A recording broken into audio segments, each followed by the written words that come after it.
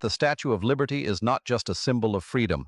It is a sign of Lucifer. The 7 points on its crown do not stand for continents or seas. They stand for the 7 deadly sins: pride, greed, anger, envy, lust, gluttony, and laziness. It is a statue of disobedience, showing how the world turns away from what is good. It stands tall, watching over the people, a constant reminder of the hidden forces shaping society.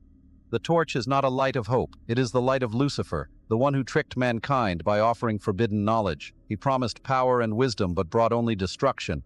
This is not true freedom. It is freedom from God, a way to pull people away from what is right. For centuries, this plan has been in place, hiding in plain sight. The statue was a gift from Freemasons, those who carry the same ancient knowledge, spreading their influence across the world. A lie so big that no one even questions it. A deception standing in the open, yet unseen. But did you know that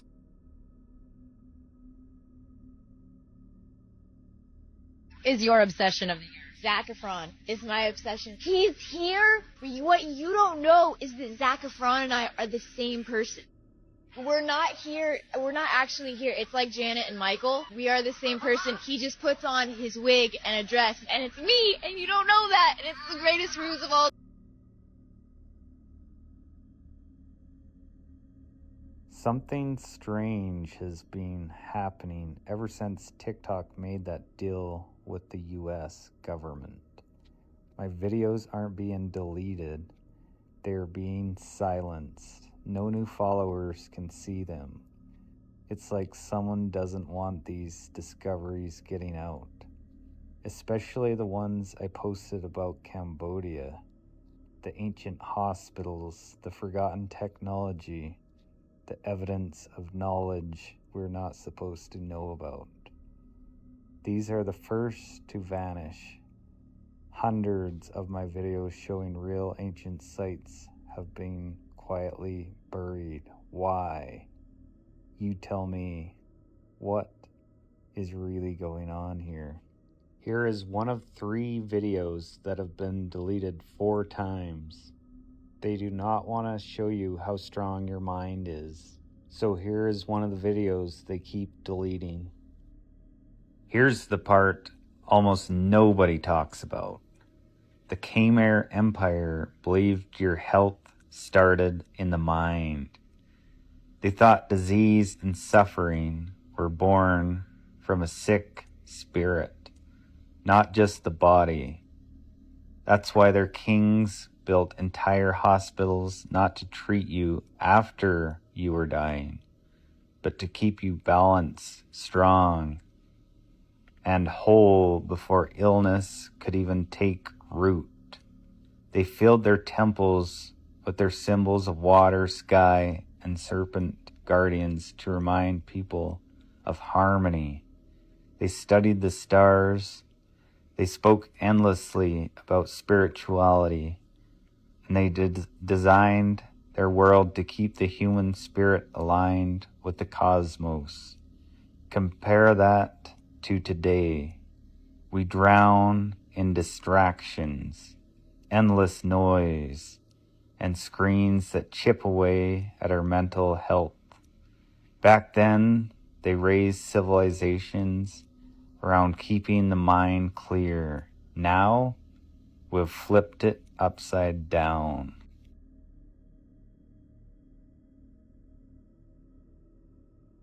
Alright, so there's a theory going around that technology is ran by demons. And I thought this was nonsense at first until I actually dug into it. Because y'all know me, I gotta dig into things. So when you look at circuit boards and motherboards, they all have these weird little patterns all over them that look just like this. So if you read the Lesser Key of Solomon, it basically talks about how Solomon probably used like demons to help build the temple. And the way he did it was basically by like trapping them inside of like sigils and symbols. This is why you get stuff like this. They be like, these are different types of demons. And you wonder like, what do these symbols mean? These symbols are sigils. Sigils are symbolic representations, often pictorial, that are believed to hold magical or mystical power, particularly in occult and magical practices. They are used to represent specific intentions, energies, or entities, and are believed to facilitate communication with the subconscious mind or to manifest desired outcomes. So after hearing that theory and then reading the Lesser Key of Solomon, you're like, huh, And then there's also a bunch of ancient buildings that are designed just like our circuit boards and our motherboards. It really does just make you wonder. Like, there's so many examples of like ancient buildings and even modern civilization that looks just like technology. Because in the Lesser Key of Solomon, it talks about how these seals and sigils, they were made with like metals, like silver, gold, copper, just like technology. Because in the Lesser Key of Solomon, it also talks about how these seals and sigils, they were made with like different types of metals, like copper, silver, gold, metals that go into our technology, metals that go into our architecture. And when you look at our technology, it looks like these seals and sigils are in our motherboards and our circuit boards. I'm not saying this is true by any means, but hey, it's kind of interesting to think about, you know what I'm saying?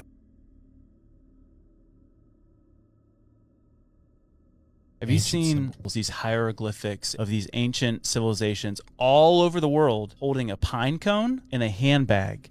No. These symbols have these depictions of the Anunnaki. Do we know what the Anunnaki are? No. The Anunnaki were godlike people that came to Earth and gave us all this knowledge. They believe that the pine cone is representing the transfer of knowledge, of the creation of life and of human enlightenment. And then the handbag represents the knowledge of tools needed to create these things. Got it. There's a carving in this temple wall of the Anunnaki and stuff, doing the pine cone, and then right in front of them are like two looking men that are giant, holding like scepters, like they're making their offspring kings, and they're all standing before what is carved to be like the tree of life. Yeah. And then above it is an Anunnaki in this like vehicle that has like wings on it. But what I thought was weird was at the Vatican, they have this giant statue of a pine cone. Really? And then on the Pope's staff at the base of it, it's a pine cone.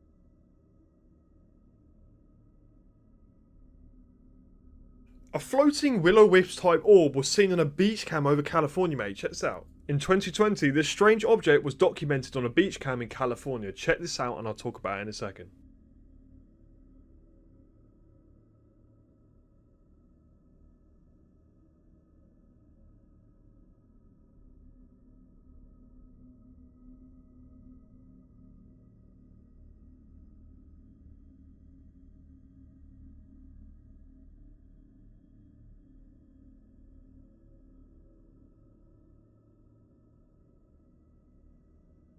So the object tends to hold its colour and it kind of floats around and then starts to beep as it moves off in the opposite direction. You can see the reflection on the water there in a better detail, right?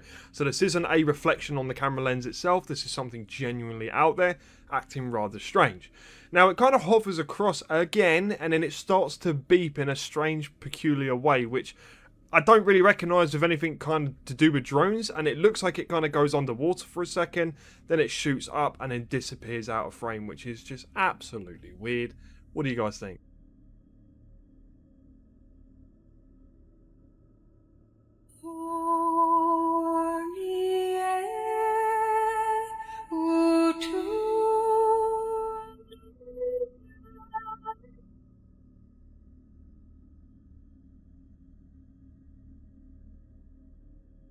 Through the bent pyramid. Okay.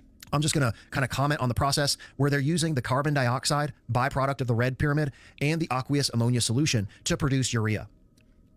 Primary application being for fertilizer. I've also proposed an alternative hypothesis for the function of the bent pyramid for the production of nitric acid. Which again, when you combine nitric acid with hydrochloric acid, you can produce aqua regia, one of the only aqueous chemicals that can dissolve gold. So it always goes back to gold and the processing of gold ore and the separation of pure gold. So here, I'll run through the animations on the function of the bent pyramid, just so you can see that the same mechanisms of operation apply to the function of the bent pyramid that also apply to the red pyramid. So we had the carbon dioxide byproduct that was being produced in the manufacturing sequence in the red pyramid. That is introduced into the reaction chambers along with the aqueous ammonia solution to produce urea, with the satellite pyramid being a hydraulic press that controls the operation of the stone valves within the bent pyramid. So here we have the filling process, filling the primary reactor with aqueous ammonia, introducing the carbon dioxide, which produces a chemical reaction that generates either ammonium bicarbonate or ammonium carbamate, depending on the temperature and pressure conditions. I won't get into the weeds on that right now. Okay. So we're filling it, introducing the gas, creating ammonium bicarbonate or ammonium carbamate. Next sequence is activating the pump shafts to introduce more water into the facility. The exact same mechanisms of operation that we just saw in the red pyramid, where water from the reservoir was introduced into these pump shafts, and the pump shafts were utilized to manipulate the water level within the chambers. So you have a solid compound that's developing inside the primary reaction chamber, the only way to redissolve that is by introducing more water into the reactor, which is where the water from the reservoir comes into play. The water from the reservoir is introduced into the lower chamber system. It will fill the northern pump shaft. That pump shaft is activated to press more water into the connecting passage. That water will then fill the western pump shaft. Then the western pump shaft is activated to pump more water into the primary reactor to dissolve the solid compound, and the whole thing is extracted through the lower separation chamber system. Okay. So here's kind of an animation showing the function of the bent pyramid.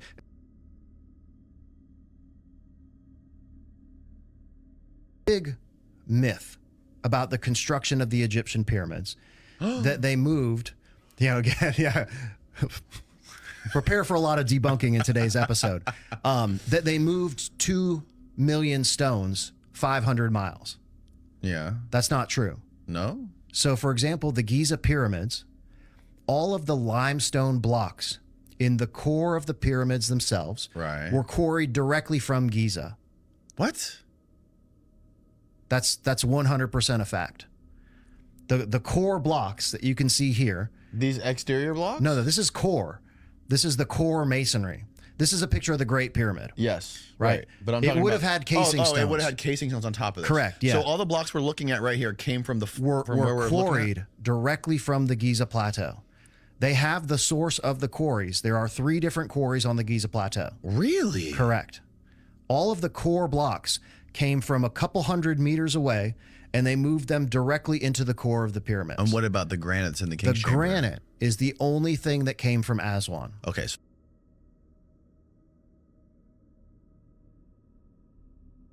This place is the weirdest place ever. Ever. I will die on that hill. You get there and you think this is the only one of these things. There are 12 perfectly carved buildings that are into the mountain. And just like in India, you cannot make a mistake, and there are none, like it was laser carved, which is ironic because these guys made it. We don't know who originally built it. We don't know where all the rubble from carving this stuff went, and we don't know what tool they used. All we have are clues from other ancient quarries like Japan. The oldest stuff on this planet uses whatever tool that was. The Inca call this style Pacha. You can see the stuff on Machu Picchu and Al-Aqsa Mosque, the Dome of the Rock, the most holy place on Earth, right up the street from the oldest parts of Jordan where Petra is. This makes Petra nearly impossible to accurately date. This building was carved at the same time as this building, allegedly. The place is so heavily eroded, I had to put a line on every man-made cut on this part of the mountain. We don't know what this was. What was that used for? Even at the treasury, how do we know that this is not just a really eroded that? And here's why we don't know. Because under the main part, the treasury, there is a 2-story we don't know under it. Only 15% of this place has been excavated. You can still see the ones that haven't, but did you see the one up here? There's hundreds of these. I haven't even talked about the mysterious stuff. Jordan is an incredible place to visit. I make these videos because the more attention these sites get, the more they excavate. Punch the share button. Tell them we want to dig more.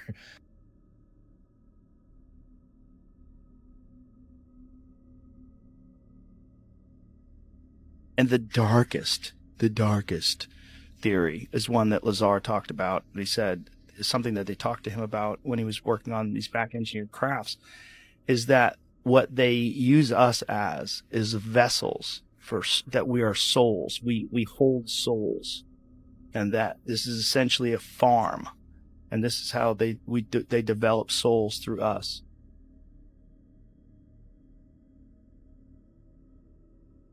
Right, I have to talk about this video we come across, and it's to do with my dad.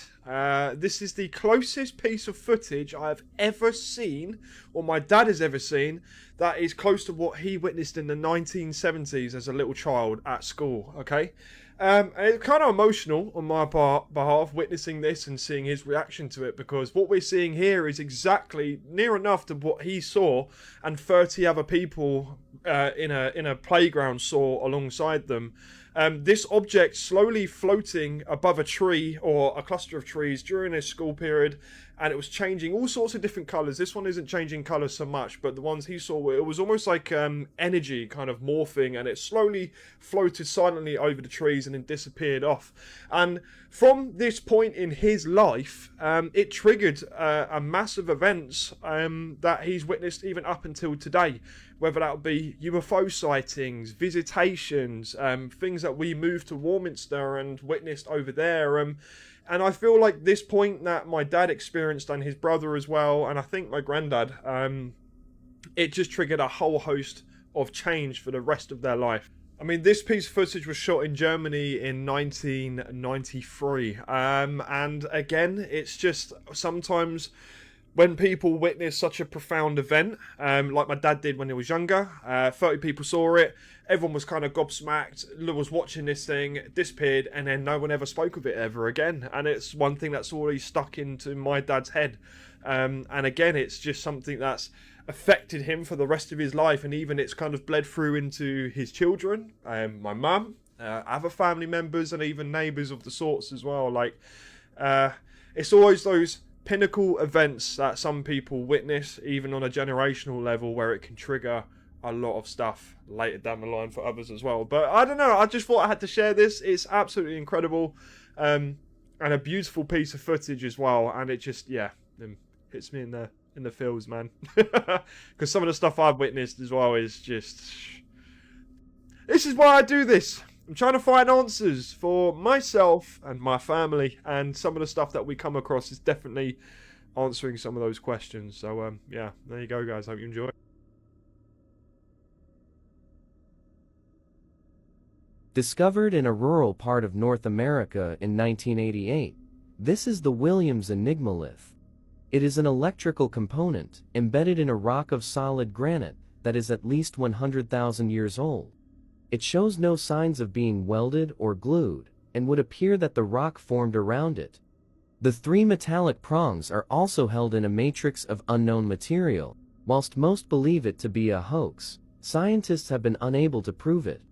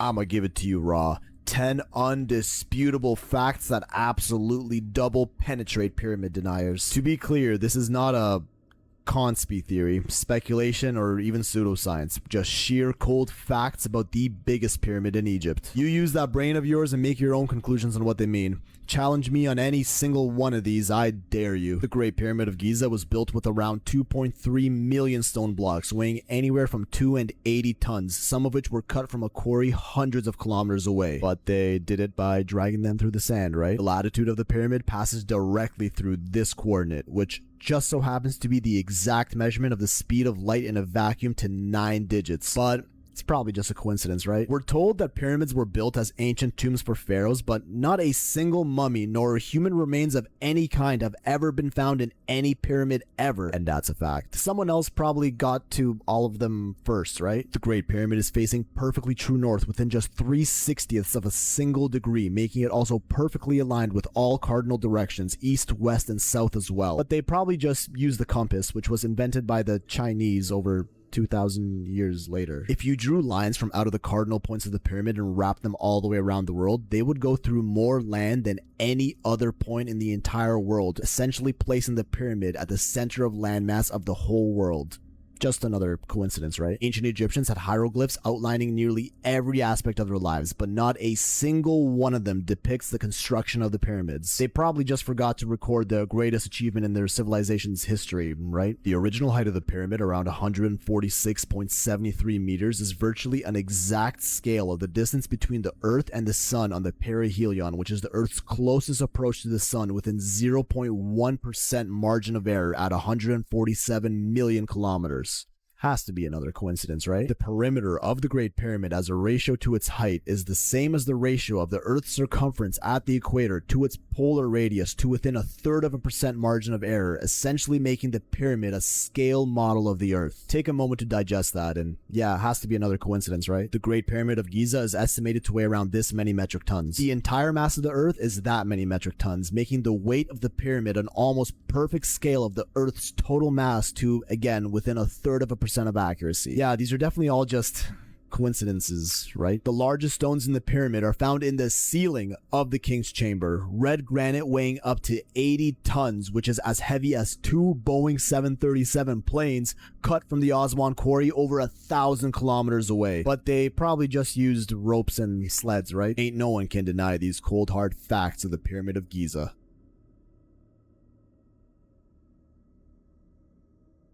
The best information that we have available to us to this point suggests that these drones are coming from offshore, that when we try to make contact with them, they become evasive. So last night I was on the beach in Island State Park in Ocean County with the sheriff. One of his officers 2 nights ago saw 50 drones come in off the ocean right there. We had a number of other people there, including a commanding officer from the Coast Guard, who said that one of their 47-foot motor lifeboats was followed by between 12 and 30 of these drones as they went through the water. Followed right behind them. Elusive. And it is clear that these are vehicles. They can come down from over 80,000 feet from space down to the very surface of our oceans in 0.7 of 1 second. And they go beneath the ocean and they travel at over 100 miles an hour underwater. They're in every body of water. They're in every ocean. They're in every almost lake, river system, small reservoirs frequently. And what I find is these objects are able to operate in water in ways that we don't really have any official ability to do. Coming out of the water. Yeah, this thing is creepy, man. What the hell? I think it's about 5% of our ocean that's actually been studied in detail. And so are there any accounts of UAPs emerging from or submerging into our water, which could indicate a base or presence beneath the ocean's surface? I don't know about a base, but as I mentioned, I had a different source entirely describe this pretty extraordinary footage that exists of orbs, of an orb coming out of the ocean and being met by another orb.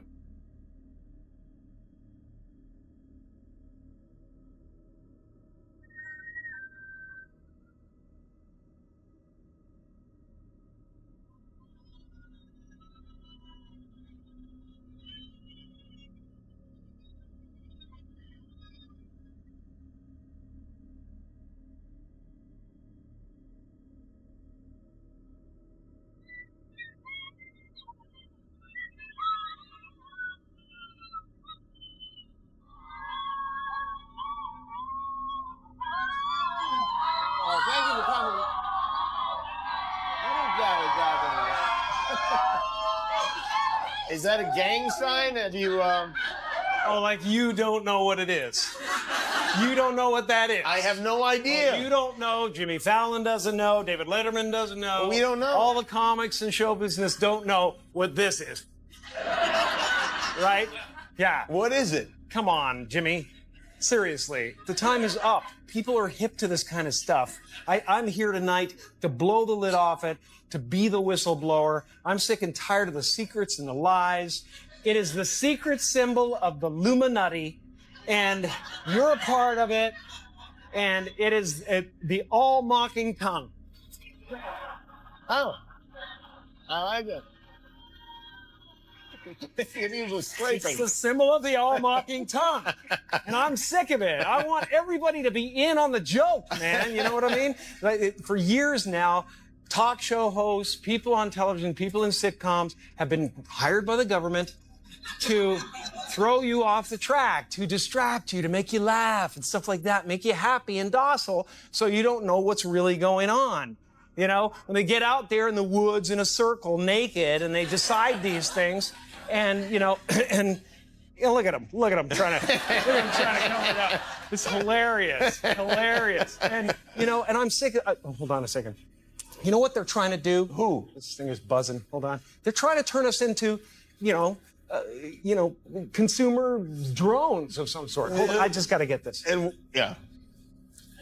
Yeah, listen, I'm in the middle of blowing the lid off some.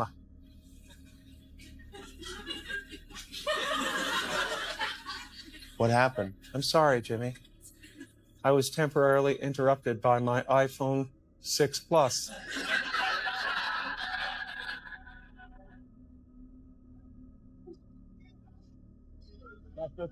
That's 5.5.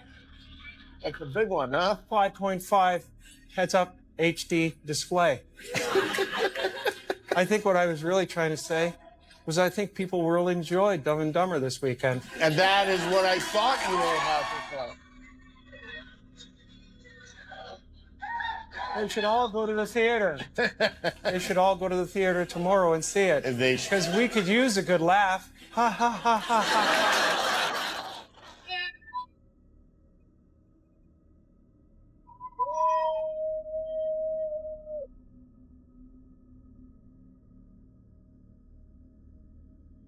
50 years before Roswell and the modern UFO era, there was the Aurora spaceship. In April 1897, a cigar-shaped airship reportedly flew over Texas and crashed into a windmill near Aurora. According to newspaper reports, the pilot pulled from the wreckage was not an inhabitant of this world. The town buried the mysterious figure in the local cemetery, and the pilot became known as Little Traveler or simply Ned. Some people believe the entire story was invented to boost the town's tourism, but for years, people left gifts at the Little Traveler's grave.